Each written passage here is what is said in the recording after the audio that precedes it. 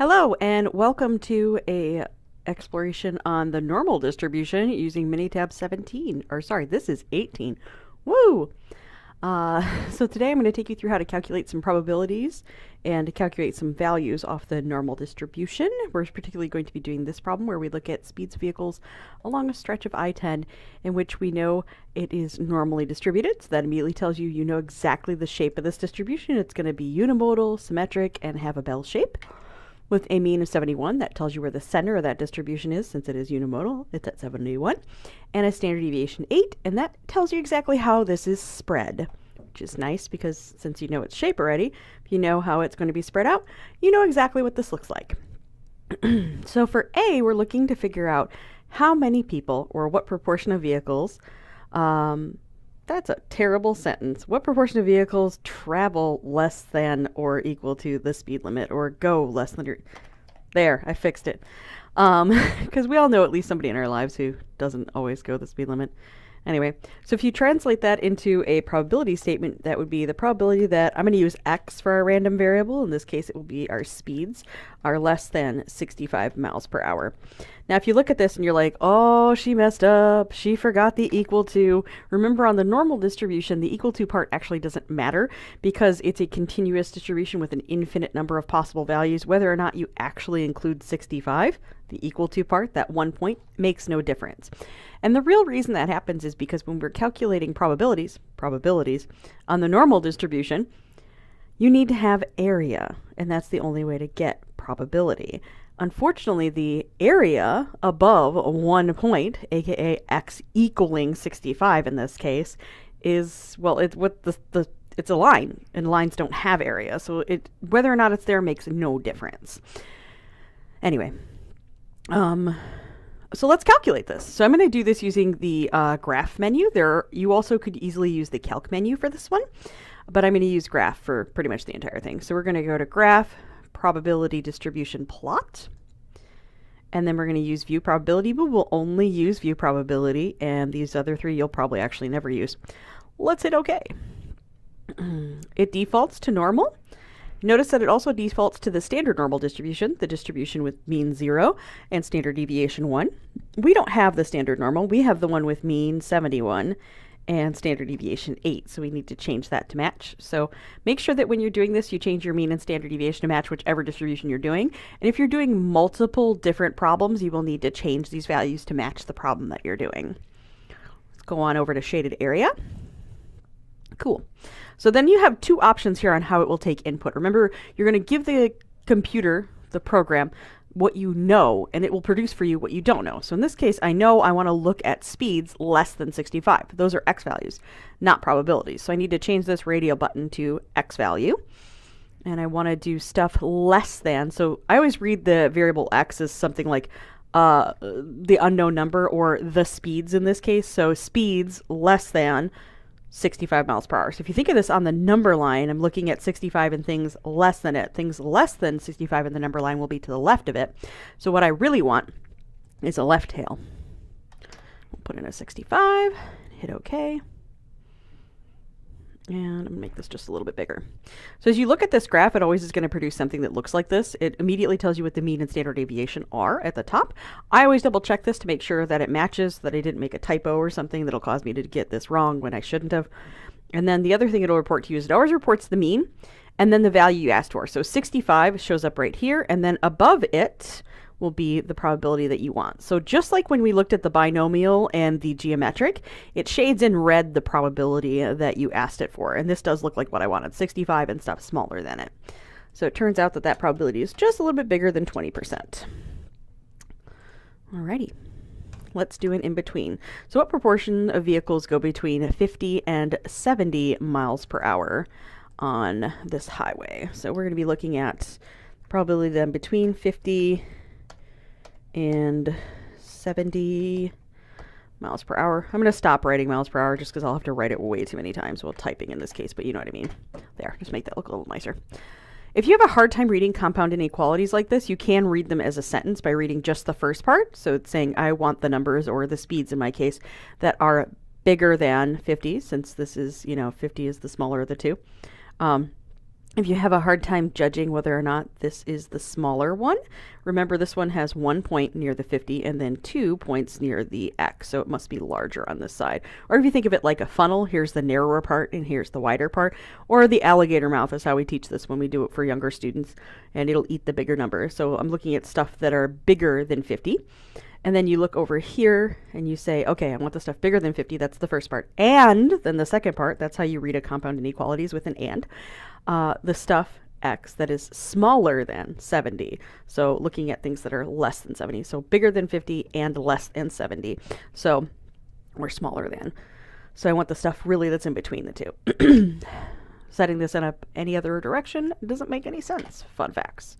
So here's how you do an in between. So we're going to go back to graph.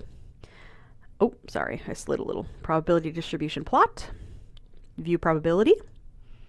And you check our mean and standard deviation. Luckily, Minitab 18 will remember where you were last, so I don't have to retype these. I'm going to click over to shaded area, and it's set on an X value, so that's good. And I want the middle too. So the big thing with using the middle option for this is you have to make sure that your X1 value is smaller than your X2. So when you're putting this in, you couldn't put it in 70 and then 50. It only works 50 then 70 because it matches the picture where X1 is smaller than X2. And then once you have this set up like I have, go ahead and hit OK. And you should get, I did, 44.59. Good times. Cool. All right, let's do ourselves another one. So A was a left, B was a middle, and so obviously in C I'm going to do a right. So I want to look at who is going to drive by you on the highway and like go way faster than you probably ever expected. So speeds greater than 80 miles per hour. So again, if you're thinking about this on the number line, I want to look at things that are greater than, unknown numbers that are greater than 80, and if I think about where 80 is in the number line, things that are greater than it, it lies to the right, so this is going to be a right tail. So graph. Probability distribution plot, view probability, over to shaded area, and then, oh, this is going to be a right. Forgot what I was doing for a second, literally in the middle of a video, not a good plan. I'm going to change this to an 80 to match the value I'm interested in, and then go ahead and hit OK. If you're ever not sure if you're doing this correctly, I would suggest one strategy that I use personally is to draw the graph myself by hand to see what I think it should look like, and then do my calculations and make sure that the graph that Minitab produces matches what I was thinking it should look like. It might be an extra step that you feel is unnecessary later on in this process, but it'll be one that you can use to make sure that you're getting it correct in your setup until you're a little more comfortable with doing some of these. Alrighty. Now let's take a look at D and E. D and E in particular are a little bit different from A, B, and C. So you notice all of A, B, and C are talking about speeds. So miles per hour shows up a bunch of places. But when you look at D and E, they both have a percent in them. In particular for D, the researcher wants to know what's the central 80% of all speeds.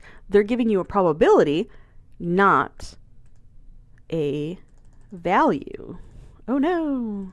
So the way I think about this, if you want to do the symbolic version of it, is I know the probability. It's 80%. And it's a middle, so I got to have X be between two values. And I don't know what these are, so I'm just going to call them question mark 1 and question mark 2. And I'm trying to give them different names because, in particular, they probably are not the same number. So there's that. And so as you look at this, this means that in the middle, I'm going to go back over here to a graph. In the middle of this, around my X in the center, I want it to be 80%. So like this area in here to be 80%. So that means I'm going to have 20% left in the two tails. And since the normal distribution is symmetric, you know that these two tails need to be equal in size and shape, which means that you can, in this case, just divide it in half. You wouldn't normally be... That's the bad word choice. You only are really able to do this with the normal distribution or any other symmetric distribution. You don't necessarily know. Sorry about that. Go away, email. You don't necessarily know if it's equal on both sides if you don't have something that's symmetric. But here, since I have 80 in the middle, the central 80%, and 20% left in two tails that are the same size, I can just divide by 2 and be able to tell what's in those tails. 10 in the lower, 10 in the upper. Let's go to graph, probability distribution plot, view probability, we'll hit OK. Alrighty, See, those are still set correct. And now, since I know a probability and not an x value, I got to change my radial button to probability. And let's see. Well, these are all tails of stuff. I want to do a middle. And pay very close attention to how this picture looks. I wish I could zoom in at this moment. As you see this, little p1 lies to the, let me click on this for a second. Little p1 lies to the left of the shaded part that you're interested in. Little p2 lies to the right of the shaded part that you're interested in. So what you want to tell it is how much of you don't want to include to the left of it, how much you don't want to include to the right of the thing you're interested in. And so in our case, since we have the central part being 80%, to the left of it in little p1, I want that lower 10%. So 10% in for p1. And I want to the right of it 10% in for p2. And be very, 10. Be very careful with this, because when you're calculating this, Minitab does not take percentages, it only does decimals, because probabilities are not percentages, they are decimals. That's just a different representation of the same number. We're good. Let's go ahead and hit OK, and you'll see that this produces something that's correct. And make this just a little bigger. Aha! So the first thing you notice is, oh look, 80. And as we know, the probabilities that Minitab calculates, it puts above the graph and above the part that's shaded. So this is correct. It's the middle 80%. So these are the two numbers that I don't know. So this is like little question mark number 1 and little question mark number 2. My cutoffs for what value ranges make these two. In your assignment, I just ask you for the lower and the upper, but I'm going to write a sentence for this one because I feel like that'll make more sense. The range of speeds that make up the middle 80% of all drivers on the I-10 is between 60.75 and 81.25 miles per hour. And that's it for that one. Let's look at our last question. And I found this question kind of interesting when it comes to how do they design speed limits so that it matches what driver behavior might be. So they want to impose a new speed limit so that only the top 10% of vehicles will be considered going over the speed limit. What should they do? Should the speed be based on this criterion? So the idea is that we only want to give tickets to the top 10% of drivers. So we want to find the value that gives me 10% for my X, and I don't know it. And in particular, I know this has to be a greater than because it's the top 10%. So it's got to be in this upper tail of larger values. This is a number line for X. So down here is small, up here is big, that kind of idea. I should not have done that on video. Go back ourselves to graph and probability distribution plot. Back to view. Still the same setup. Shade our area. Here, as we already talked about, this is clearly going to be a right tail since I want a greater than. Oh, it already has 10% in there. We're good to go. Woohoo! Let's hit OK. I know, this matches the one that's previous to it, and that's not always the case. I probably should have did the upper, like, 15% or 5% of all area or speeds. It's fine. Anyway. So, hey, the new speed limit should be 81, ooh, I missed a space, 0.25 miles per hour. And let me tell you, the day they start doing decimals for like what the speed limit is the day I quit driving, because that's ridiculous. Most people would look at this and be like, okay, let's just do 81. Okay. Or do 80, which would make it so you'd have more than 10% of people speeding. But at the same time, like, you know, maybe you want to issue more than 10% of tickets to people. I don't know. Depends on what your goals are. Anyway, so that's all I have for you today. So remember, when you're reading through your questions, make sure you ask yourself, am I given a probability or am I given a value on the distribution, like an X value? If you're given an X, make sure you change that radial button to match it. If you're given a probability, make sure you change that radial button to match it, because that's the biggest thing that people usually have a difficulty with, is deciding which of the two. And if you have to, draw a picture. It will definitely help.